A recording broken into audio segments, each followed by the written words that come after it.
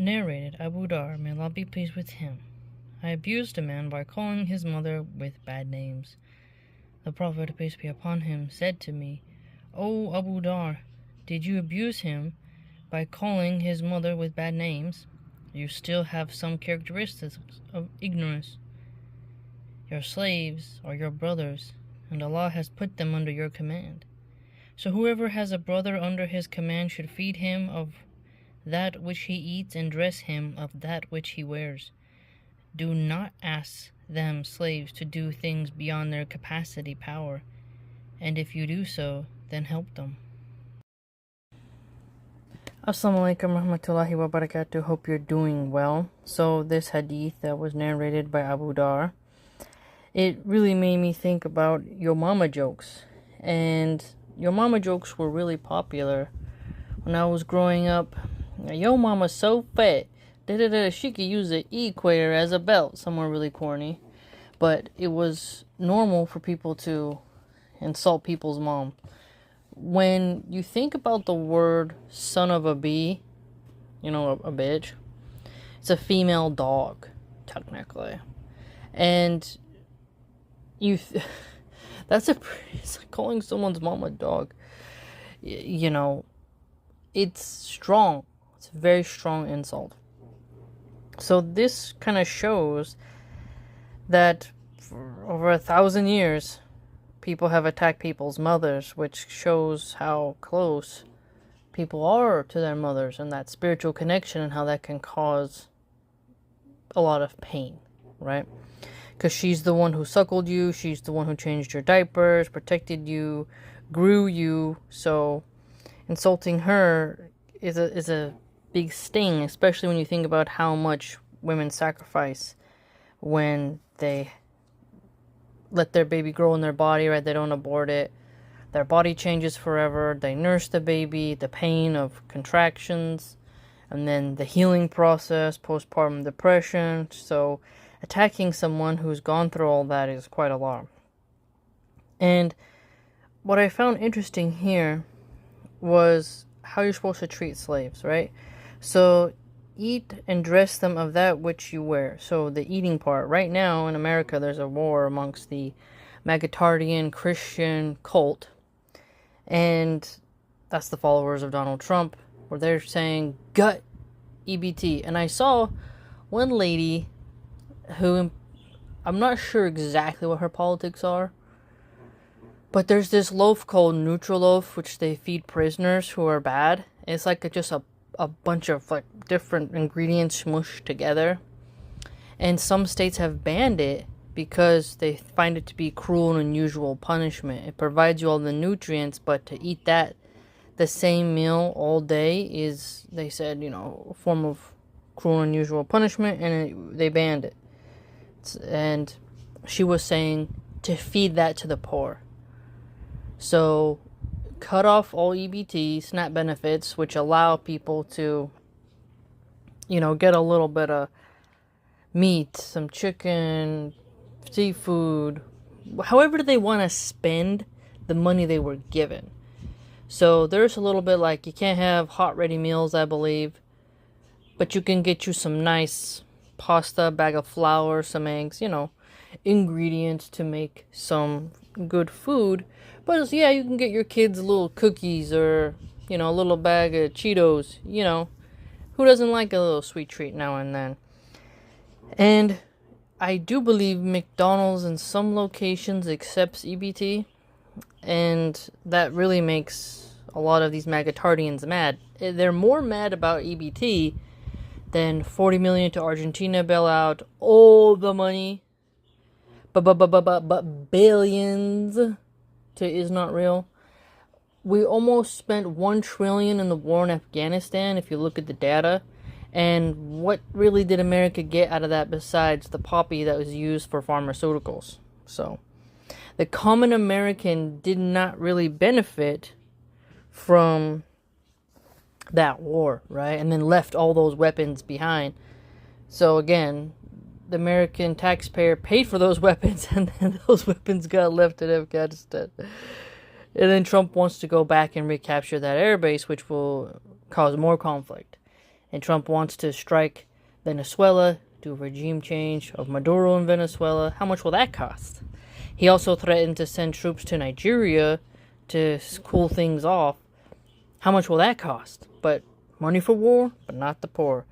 But if you notice the hatred of the poor, and trying to be punitive, cruel, and malicious, and restrict what they can eat to an intolerable degree, almost to strip them of their humanity. And there's a lot of online MAGA Christ is King influencers who are out of shape, who have made easy money with, monetization online. I'm not monetized on any platform, so I don't really get that cash cow. I try to spare people ads because I hate commercials and I think they cause ADHD. Or at least they trigger my ADHD. But the thing is, they are so upset about what those people eat. And those are regular common Americans, not slaves. So in Islam, we see here that slaves, who some people would look down upon, we're being told, don't you dare look down upon them. They're your brothers, and you need to treat them well. And you don't get to put them in rags and humiliate them. You don't get to just feed them oatmeal every day. Feed them what you eat. So you're going to have some nice juicy turkey with a little bit of rosemary and butter glaze. Fresh cracked black pepper. Share that. Little mashed potatoes with mushroom gravy. Some excellent asparagus cooked in some salted raw butter. With some paprika. Squeeze a lemon juice. You give that to your slave. So, in Hollywood, the slave is depicted as only being able to have the hog snout, hog feet, the leftover parts of the pig, which is why pork became really popular in the black Southern American cuisine. And today, when you have black Muslims, they don't eat pork. But you'll notice that Christians from the South still incorporate a lot of pork. And when you look at the history of what parts they were allowed to get, it was always the scraps. And bacon is the belly of the pig, and it's not the prized part of the pig, right? So the slave masters would not feed the slaves well. There was a distinction between the field people and the house ones, and the people who worked in the house could easily sneak better food. And when you look at that whole history of American times, you'll notice it was not very good for those people. But also, if you just look at slavery overall, what were the ethics of, let's say, ancient Rome, or slaves in Greece, or Macedonia? Just look at it and be like, okay, how were these people treated? But we see here that a slave is to eat what you eat. And now that's a big affront to some people with these big egos. I have to share my crumpets with my servant. The audacity. Imagine like a queen, she's eating some swan with a nice balsamic reduction, a nice, delicious, fresh figgy pudding, beautiful croissants with raspberry jelly, fresh from the garden that was made that season, a delectable brie cheese, you name it. And then being told, madam, you must take some of this meal and share it with your slaves. It's like, oh, no. Give them the ground corn. Give them a little bit of zucchini and some of the scraps of the chicken, deboned and all that. Get to it. You'd be surprised, right? Just think of how food, like who you share food with. Who do you give food to? What are the menu options? And then think of today. When I worked for McDonald's in high school, I was a fry cook. McDonald's still made us pay half. We got a 50% discount, but we didn't get to eat for free. And I always thought this huge corporation is so cheap that they cannot even give their employees free food. They're trying to nickel and dime their own workers, who, without their workers, they wouldn't even be able to eat. Think about the person who owns McDonald's having the same quality of food as their workers. It's really something to think about. Now, I'm not saying that McDonald's workers are slaves. I'm just saying you're at the bottom of the food chain. Literally. That corporate food. You know, the pyramid, you're at the base. You're very lowly. At least not anymore to the same degree because of the price of McDonald's, like $15, $16, $17. But I'm talking about the dollar menu days, where it was $1.07 for the chicken sandwich. Okay. Or the Big Mac was like a couple bucks. You could get a small kid's fry for $1. You know? Those days, 4 chicken nuggets, $1.07. That was a popular thing. Okay? So obviously a worker who's slinging burgers all day, being told, nah. You can't even eat a burger with fries and a drink for free. We're gonna charge you half. I mean, that's intense. Truly intense. Arrogance. Think about how the people who work for Walmart, they're not paid a living wage. I know I sound like a socialist maybe when I talk like that, but a lot of the Walmart workers are on welfare, Section 8 housing, EBT. I remember my neighbor, her mom worked at Walmart as a cashier, and they had to get donations from the Mormon church, and that was in Utah. So a lot of people who work at Walmart, they have to get EBT and different things like that.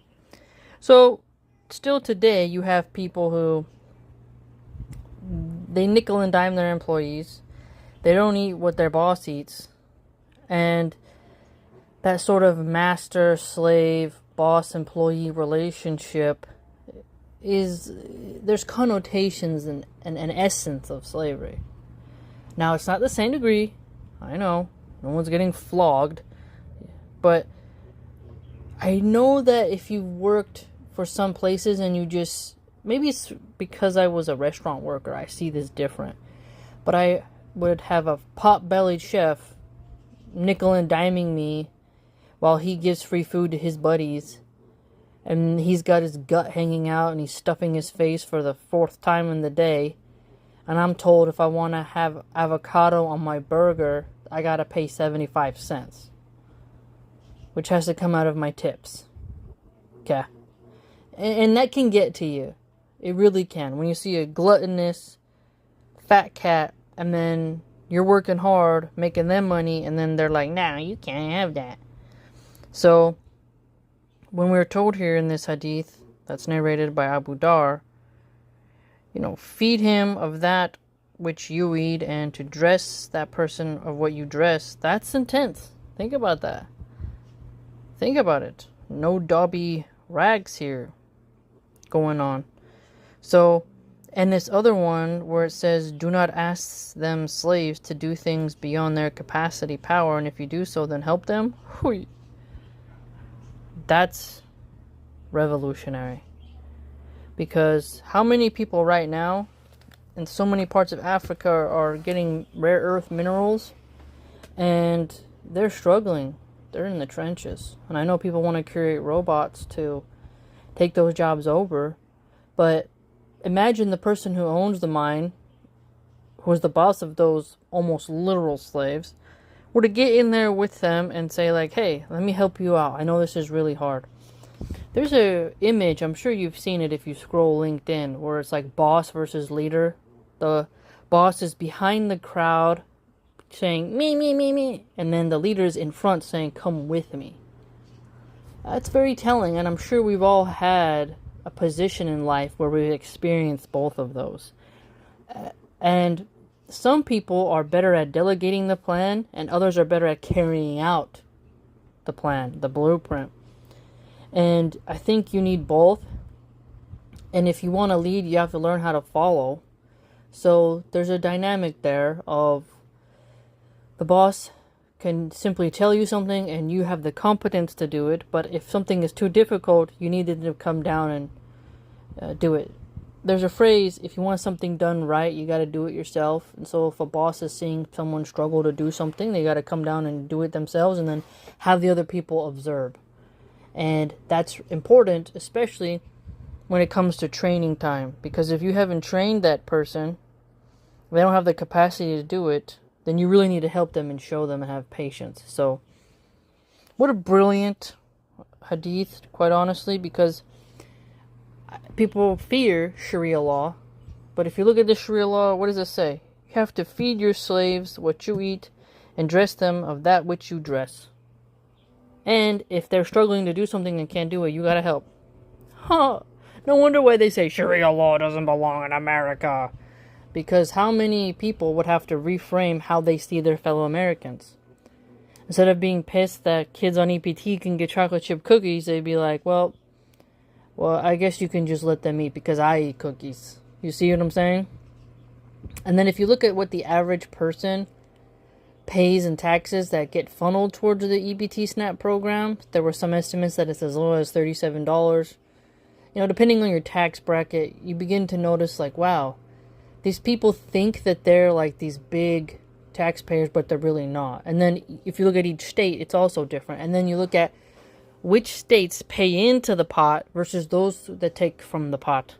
And then you'll notice a lot of Republican states, even though they are like, oh, we're so much better than blue states, they got people there that need assistance. Kentucky.